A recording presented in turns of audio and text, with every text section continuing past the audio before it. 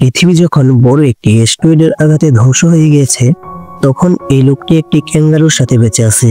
এখন তারা কিভাবে একসাথে সার্ভাইভ করবে, এই সবকিছুই দেখবো 2022 সালে মুক্তি পাওয়া মুনমিন সিনেমাটিতে।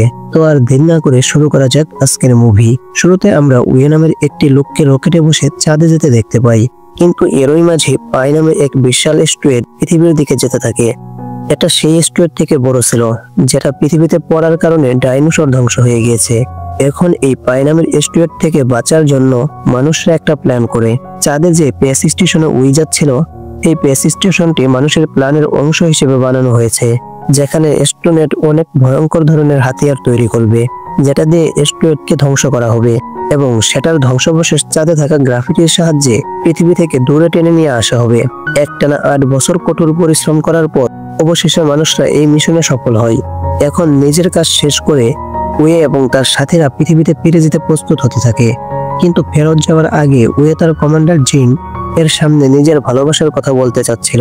ওয়ে এটার প্রস্তুতি নেওয়ার জন্য সে তার রুমে গিয়ে হেডফোনে গান লাগিয়ে একটা লেটার লেখা শুরু করে।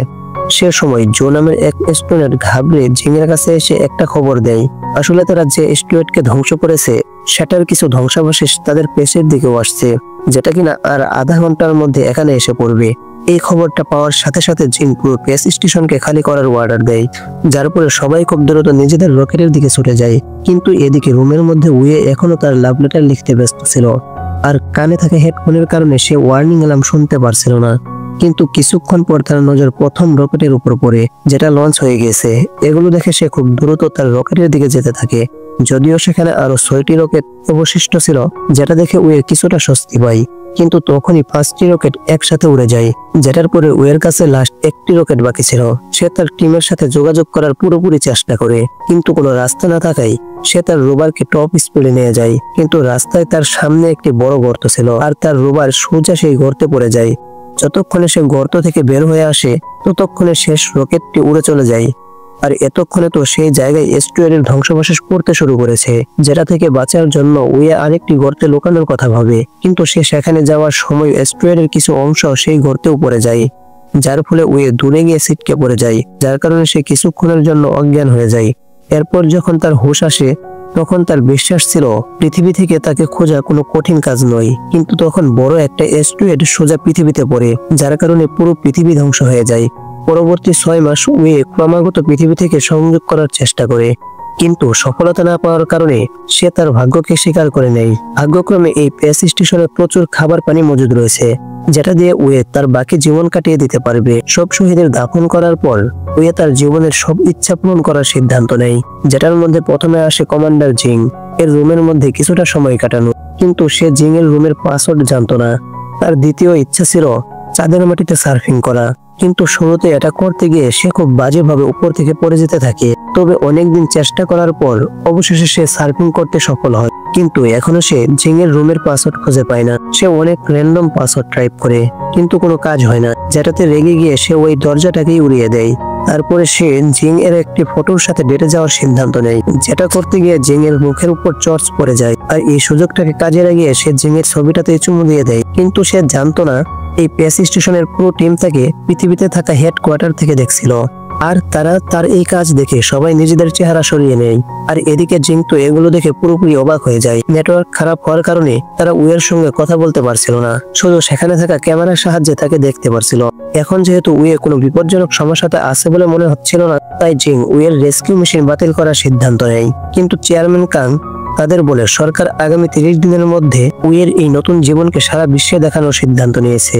আসলে অ্যাস্ট্রয়েড পৃথিবীতে আঘাত করার পর 30% জমি পানিতে ডুবে যায়, যার কারণে পৃথিবীতে থাকা বেশিরভাগ মানুষের জীবন পুরোপুরি পাল্টে যায়। আর সরকার ওয়ের সাহায্যে সবার মনে একটা নতুন আশা তৈরি করতে চায়, যে দেখো এই লোকটি একা চাঁদে আটকে আছে, কিন্তু তবুও সে কত সুন্দর জীবন কাটাচ্ছে। তবে অ্যাস্ট্রোনট জো ওয়েকে এই কাজের জন্য যোগ্য মনে করে না, যে হতে পারে পরবর্তীতে সে আর সেখানে একা থাকতে পারবে না, যার কারণে একদিন সে নিজেকে শেষ করে দিবে। তাহলে তো সবার মনে একটা প্রভাব পড়ে যাবে। কিন্তু জিং জোকে বলে তারা উইয়ের আওয়াজকে ডাবিং করে সবার সামনে আনবে, যেন জিং নিজের ইচ্ছা অনুযায়ী এর আওয়াজকে যে কোনো দিকে নিয়ে যেতে পারে, যার ফলে মানুষদের মনে খারাপ প্রভাব পড়াকে কন্ট্রোল করা যাবে। এরপর জিং রেডিওর সাহায্যে উইয়ের জীবনের একটা মিথ্যা গল্প বলে যে উইয়ে একজন ক্রু মেম্বারকে বাঁচাতে রকেটে নিজের সিট ছেড়ে দিয়েছে। এদিকে 196 দিন কেটে যাওয়ার পর একদিন উইয়ে তার একটা ঔষধ নেওয়ার জন্য ওয়্যার হাউসে যায়, আর এদিকে হেডকোয়ার্টারে উইয়ের আওয়াজকে ডাব করার জন্য প্লুটিস নামের এক ভয়েস আর্টিস্টকে ডাকা হয়। আর এদিকে উইয়ে যখন ওয়্যার হাউসে প্রবেশ করে তখন তার নজর একটা নতুন অজানা জিনিসের ছায়ার উপর পড়ে, যেটাকে উইয়ে প্রথমে মেয়ে মনে করে আর তার সাথে কথা বলতে থাকে। কিন্তু যখনই সে তার কাছে পৌঁছায় তখন সে দেখে সেটা তো একটা শক্তিশালী ক্যাঙ্গারু। আর সেই সময় যখন লাইভ স্ট্রিমিং চালু করা হয় তখন ক্যামেরা সোজা সেই ক্যাঙ্গারুর চেহারার সামনে চলে যায়। আর এদিকে সব বিষয় থেকে অজান্তের কারণে প্লুটিস ক্যাঙ্গারুর মুখের ঠোঁটের অনুসরণ করে ডাবিং করা শুরু করে দেয়। যদিও জিং তাকে থামানোর চেষ্টা করে, কিন্তু ততক্ষণে দেরি হয়ে গিয়েছিল আর অনেক মানুষ এই জিনিসটাকে দেখে ফেলেছে। আর এই ভুলটার জন্য জিংকে চেয়ারম্যানের সামনে হাজির হতে হয়। এখানে তারা জানায় কং নামের ক্যাঙ্গারুকে পেস স্টেশনে দেখে এসেছে, আর ওদিকে প্লুটিস্ট কোনো ভয়েস আর্টিস্ট নয়, বরং সে সোশ্যাল মিডিয়াতে বিভিন্ন ধরনের জিনিসের ভয়েস ওভার করে। এখন এই ভুলের পর জিং সিদ্ধান্ত নেয় তারা ভিডিও ডাব করার বদলে সেটাকে একটা স্টোরির মতো শোনাবে। ওদিকে পেস স্টেশনে কংকে অর্থাৎ সে ক্যাঙ্গারুকে নিজের কাছে ডাকার জন্য উইয়ে একটা ফিমেল ক্যাঙ্গারুর গেটআপ ধারণ করে। কিন্তু কং যখন সত্যি এটা জানতে পারে তখন সে তাকে ধুলাই করতে থাকে, যেটা দেখে লাইভ স্টোরি বলতে থাকা প্লুটিস্ট জোরে জোরে হাসতে থাকে। তখনই তাদের কাছে খবর আসে পেস স্টেশনে কং আর উইয়ের মধ্যে একটা ফাইটিং ম্যাচ হবে, যার পরে সবাই খুব মনোযোগের সাথে সেই ম্যাচকে দেখতে থাকে। আর তখন কং তার শক্তি দেখিয়ে উইয়েকে মেরে অজ্ঞান করে দেয়। আর এই অবস্থা দেখে জিং তার সাথে কথা বলার চেষ্টা করে। এরপর উইয়ের যখন হুঁশ আসে তখন সে কমিউনিকেশন মনিটরে ভয়েস লাইন দেখতে পায়, যেটা দেখে সে খুশিতে কাঁদতে থাকে। কাউকে শুনতে না পারলেও সে এত খুশি ছিল যে পৃথিবীতে এখনো কেউ বেঁচে আছে। নিজেদের মধ্যে সমঝোতা করার পর তারা দুজনেই রোবারে বসে একটি ভাঙ্গা অ্যাপোলো 18 স্পেসক্রাফট এর কাছে যাওয়ার সিদ্ধান্ত নেয়, যেন তারা সেটার ব্যবহার করে লুনার স্টেশনে যেতে পারে।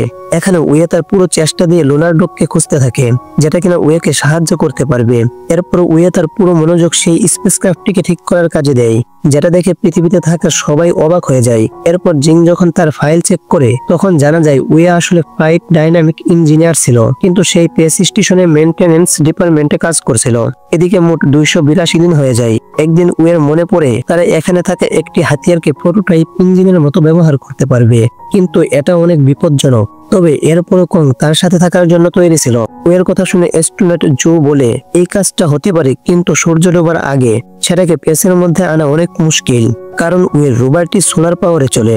আর চাঁদের একদিন হলো পৃথিবীর 14 দিন, এবং সেই রিসার্চ সেন্টার অর্থাৎ যেখানে হাতিয়ারটি রাখা আছে সেখান থেকে উইয়ের দূরত্ব 2000 কিলোমিটার। তাই হতে পারে উই সেখানে পৌঁছানোর আগে যদি সূর্য ডুবে যায় তাহলে উইয়ের গাড়ি থেমে যাবে, আর বেশি ঠান্ডার কারণে তার মৃত্যু হতে পারে। আসার সময় সে যতটুকু সূর্যের আলো পাবে তা দিয়ে গাড়ি চলবে, তবে সূর্য ডুবে গেলে গাড়িতে থাকা ব্যাকআপ ব্যাটারি দিয়ে তারা বাকিটা পথ অতিক্রম করবে। যাই হোক, জিংরা যাত্রা শুরু করে। সে রোভারের স্পিড বাড়িয়ে দ্রুত রিসার্চ সেন্টারে যেতে থাকে। দেখে লাগছিল তারা সূর্যের আলোর সাথে রেস লাগছিল, আর এগুলোর মধ্যে তারা শুধু 4 ঘন্টা ঘুমাতো। উই আর কং একে অপরকে রশি দিয়ে বেঁধে নেয়, আর সময় মতো তারা একে অপরকে ঘুম থেকে ডেকে দিত। আর কিছুদিন একটানা গাড়ি ড্রাইভ করার পর উইয়ারা অবশেষে রিসার্চ সেন্টারে পৌঁছে যায়। সেখানে পৌঁছাতেই কং সেই হাতিয়ারে থাকা একটা বাটনকে বারবার চাপতে থাকে, কিন্তু ভাগ্যক্রমে সেটা তেমন কোনো বাটন ছিল না, শুধু ইঞ্জিন চেক করার বাটন ছিল। আর কং এর এই ভয়ঙ্কর আচরণের কারণে উইয়া তাকে গাড়ির পেছনে বন্দি করে দেয়। এরপর তারা দুজনেই আবার তাদের বেঁচে ফিরতে থাকে, কিন্তু রাস্তায় কং এর ভ্যানটি উইয়া থেকে আলাদা হয়ে যায়। কিছু দূর যাওয়ার পর উইয়া যখন রেস্ট করার জন্য বাইরে বের হয়ে আসে আর কংকে দেখতে যায়, তখন সে জানতে পারে কং এর ভ্যানটি তার গাড়ির পেছনে নেই। উইয়া জানতো যদি সে কংকে খুঁজতে পেছনে ফিরে যায় তাহলে সূর্যের আলো ধীরে ধীরে চলে যাবে এবং তার বেঁচে ফিরে যাওয়ার একটি ঝুঁকি থাকবে। উইয়ে প্রথমত কংকে সেখানে রেখে সামনে এগোনোর কথা ভাবে, আর উইয়ের এই আচরণ দেখে পৃথিবীতে থাকা সবাই কিছুটা অবাক হয়ে যায়। কিন্তু কিছুক্ষণ পর উইয়ে পুরো গতিতে আবার কং এর দিকে যেতে থাকে, আর কিছুক্ষণ চলার পর অবশেষে উইয়ে কং এর কাছে চলে আসে। কং খুশিতে তাকে জড়িয়ে ধরে চাটতে থাকে। এদিকে পৃথিবীতে জিংরা সব ক্যালকুলেশন করে জানতে পারে উইয়ার আর সময় থাকতে বেঁচে ফিরতে পারবে না। তাই জিং সবাইকে খুব দ্রুত লুনার ডক থেকে খোঁজার আদেশ দেয়, যেন সেটার ব্যাটারি ইউজ করে উই আবার বেঁচে ফিরতে পারবে। এদিকে অনেক সময় ধরে ঘুম না গিয়ে গাড়ি চালানোর ফলে উইয়া আর কং অনেক বেশি ক্লান্ত হয়ে যায়। আর তখনই সূর্য ডোবার কারণে তাদের কাছে শুধু 5 ঘন্টার ব্যাটারি ব্যাকআপ রয়েছে। কিন্তু এদের রোভারটিতে এখন পাওয়ার সেভিং অন থাকার কারণে লুনার ডক তাদের খুঁজতে পারে না। আর এদিকে বেস থেকে 55 কিলোমিটার দূরে থাকা ওয়েদের ব্যাটারি শেষ হওয়ার কারণে কেবিন পুরোপুরি জমে যায় আর বাধ্য হয়ে ওয়ে আর কং রোভার থেকে বাইরে বের হয়ে আসে। পৃথিবীতে থাকা জো লোনার ডগের কন্ট্রোল নিজের হাতে নিয়ে নেয় আর সেটাকে ওয়েদের কাছে পৌঁছানোর সিদ্ধান্ত নেয়। কিন্তু রাস্তায় ব্যাটারি শেষ হওয়ার কারণে রোনাল্ডো অনেক বড় একটা গর্তে পড়ে যায়, যেটা দেখে পৃথিবীতে থাকা সবাই অনেক হতাশ হয়ে পড়ে। ওদিকে কং আর ওয়ে তাদেরকে দেখে যখন কথা বলছিল তখন ওয়ে জিং এর ভাবনায় হারিয়ে যায়। কিছুক্ষণ পর যখন তার হুঁশ আসে তখন সে দেখে কং একটা কাচের রিফ্লেকশনকে পিছু করে এদিকে ওদিকে দৌড়াচ্ছে, যেটা দেখে ওয়ে থেকে একটা আইডিয়া আসে আর সে কং এর পেছনে একটা রশি বেঁধে দেয়, যার উপরে তার সার্ফিং প্র্যাকটিস অনেক কাজে আসে। আর দুজনেই খুব দ্রুত সামনের দিকে যেতে থাকে, কিন্তু তখনই তাদের সামনে বিশাল এক গর্ত এসে পড়ে, যেটাকে পার করার জন্য ওয়ে চালাকির সাথে নাইট্রোজেন ট্যাঙ্কের ব্যবহার করে গর্তটি পার করে ফেলে। আর এসব কিছু দেখে পৃথিবীতে থাকা সবাই অনেক খুশি হয়ে যায় আর এখান থেকে সবার মনে একটা নতুন আশা জাগে। ওদিকে নিজেদের বীরত্বের কারণে ওয়েকে পৃথিবী থেকে অনেক সম্মাননা দেওয়া হয়, সেটাকে নেওয়ার জন্য চেয়ারম্যান নিজে যেত। তখন জিং চেয়ারম্যানকে বলে আগামী 3 মাসের মধ্যেই কমিউনিকেশন লাইন ঠিক হয়ে যাবে, যার পরে তারা ওয়ের সাথে যোগাযোগ করতে পারবে। এখন ধীরে ধীরে সবকিছু ঠিক হয়ে আসছিল, কিন্তু কেউ জানে না পাইজের একটি বড় অংশ এখনো বিপদ হয়ে সবার সামনে অপেক্ষা করছে। অন্যদিকে কং আর ওয়ে খেলা করছিল, কিন্তু তখন কং ভুল একটি তারে স্পর্শ করে, যার পরে ওয়ে আগের মতো স্ক্রিনে কিছু সিগন্যাল দেখতে পায়। এখন এগুলো দেখে ওয়ে থেকে লাগছিল হয়তো পৃথিবীতে কেউ বেঁচে নেই, আর হয়তো আগেও কং তার সাথে কিছু করছিল, তাই এই সময় ওয়ে সিগন্যালগুলো দেখছে। এখন এগুলো জানতে পেরে ওয়ে অনেক বেশি নিরাশ হয়ে যায়। আর এদিকে জিংরা পুরোদমে কমিউনিকেশন লাইন ঠিক করার কাজ শুরু করে দেয়। কিছুদিন পর ওয়ে কং এর জন্য একটা মহিলা ক্যাঙ্গারুর খেলনা তৈরি করে আর নিজে সবকিছু শেষ করতে সে বেস থেকে বাইরে বের হয়। এখন ওই খুব হতাশ হয়ে আছে, তাই জিং অবশেষে পুরো পৃথিবীকে জানিয়ে দেয় আসলে ওই এখন কি অনুভব করছে। সাথে সে সবার থেকে সাহায্য চেয়ে সবাইকে নিজের টর্চ এবং ফোনে থাকা লাইট জ্বালিয়ে চাঁদের দিকে মারতে বলে। ওদিকে বেস থেকে কিছুটা দূরে ওই যখন তার হেলমেট খুলছিল তখন সে পৃথিবীতে অনেক আলো দেখতে পায়, আর এটা দেখে সে খুশিতে কাঁদতে থাকে। বেসে ফিরে আসার পর ওই যখন কমিউনিকেশন বাটন চাপ দেয় তখন অবশেষে সে সবাইকে দেখতে ও শুনতে পাচ্ছিল। এখানে তারা ওইকে পৃথিবীতে তার লাইভ শো এর ব্যাপারে বলে, কিন্তু ওই কিছু বলছিল না, তাই সবাই জিংকে তার সামনে দাঁড় করিয়ে দেয়। জিং হ্যালো বলতেই ওই খুব খুশি হয়ে যায়।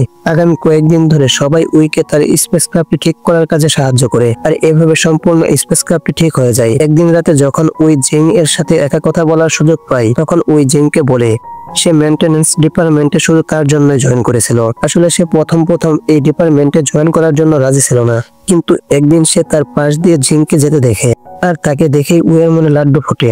সে সিদ্ধান্ত নিয়ে নেয় এর সাথে চাঁদে তো আমি গিয়েই ছাড়বো, যার পরে ওয়ে মেইনটেনেন্স ডিপার্টমেন্টে ছোট থেকে ছোট কাজ করতে রাজি ছিল। এই কথাগুলো শুনে জিংও ওয়েকে বলে সেদিন রকেটে বসার সময় সে ওয়েকে দেখছিল, কিন্তু আফসোস তখন সে তার অপেক্ষা করেনি। তাদের কথাবার্তার মধ্যে কারোর এই নজর পৃথিবীর দিকে ধেয়ে আসা পাইজের বড় অংশটির উপর পড়েনি। এর পরের দিন উই আর কং নিজেদের বাড়ি ফেরার জন্য পুরোপুরি তৈরি ছিল, আর নিজের টিমের সাহায্য অবশেষে তারা স্পেস ক্রাফটটি নিয়ে নিরাপদে লঞ্চ করে ফেলে, যেটা দেখে সবাই খুব খুশি ছিল। কারণ মোট 923 দিন কাটানোর পর ফাইনালি তারা লুনার বেস স্টেশনে পৌঁছে গিয়েছে। কিন্তু তখন জো একটা আর্জেন্ট মিটিং এ সবাইকে পাইজের বড় অংশটির ব্যাপারে বলে, যেটা দ্রুত গতিতে তাদের দিকে আসছে। আর এদিকে চেয়ারম্যানের বিশ্বাস ছিল শুধু একজনের উসিলায় তারা এই বিপদ থেকে বাঁচতে পারবে। সে আর কেউ নয় বরং ওয়ে। তার অ্যাপোলো 18 স্পেসক্রাফটটি মেরামত করার পর সেটি একটি অস্ত্রের মতো তৈরি হয়েছে।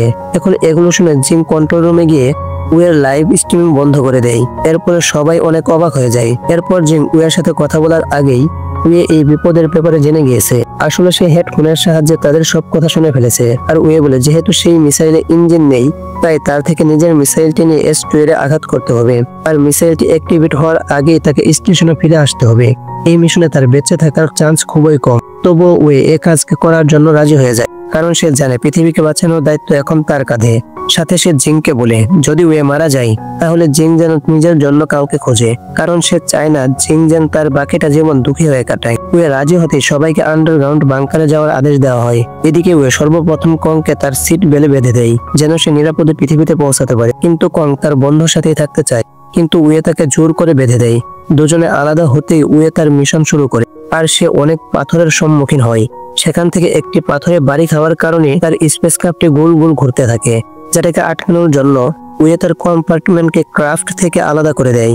যার পরে মিসাইলটি একদম ঠিক ছিল, তবে তাদের ইঞ্জিন আলাদা হয়ে গেছে। তখন জিং তাকে জানায় S2 এর সেই অংশটি তার কাজ দিয়ে যাবে, আর জিং চাচ্ছে না S2 এর সাথে টক্কর খেয়ে ওয়ের কুরবানি হয়ে যাক।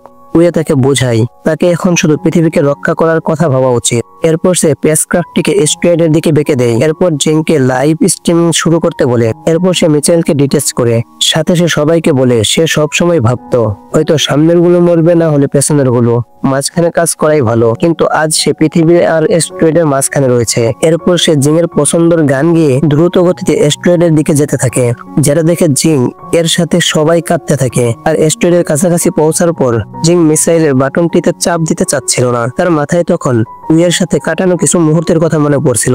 তখন উইয়ে তার দায়িত্ব মনে করিয়ে বাটন চাপ দিতে বলে। আর কিছু সেকেন্ড পর একটা বড় বিস্ফোরণ হয়, আর সে এস্ট্রয়েডের ছোট টুকরো বিভক্ত হয়ে পৃথিবীতে পড়তে থাকে, যেগুলোকে দেখতে তারার মতো লাগছিল, যেগুলোকে লক্ষ লক্ষ মানুষের সাথে কমও দেখতে পারছিল। উইয়ের মারা যাওয়াতে ওয়াং খুবই দুঃখী হয়ে পড়ে। তখন ইভিরের মধ্যে থেকে একটা ছেলে তার ছোট বোনকে বলে আজ তারা তাদের ঘরে শুধু মুনমেনের জন্য যেতে পারবে। আগামী 10 বছর ধরে সবার পরিশ্রমের বদলে পৃথিবী আবার আগের অবস্থায় ফিরে আসে। স্পেস প্রোগ্রামের নতুন চেয়ারম্যান মেসি সবাইকে বলে মানুষরা আবার চাঁদে যাবে। আর এদিকে জিঙ্ক চাঁদে যাওয়ার জন্য প্রস্তুত ছিল। সেখানে পৌঁছাতেই সে উইয়ের এখানে কাটানো দিনগুলো দেখতে পাচ্ছিল, যেগুলো দেখে তার চোখে পানি চলে আসে। এরপর সে তার একজন সাথীর সাথে পৃথিবীর দিকে তাকিয়ে বলে 10 বছর আগে বিস্ফোরণ হয়ে সেই এস্ট্রয়েডের অংশগুলো এখন পৃথিবীর চারদিকে একটা রিং এর মতো ঘুরছে, যেটা সবসময়ের জন্য তাদের মনের কথা মনে করিয়ে দিবে। আর এখানেই এই মুভির সমাপ্তি ঘটে।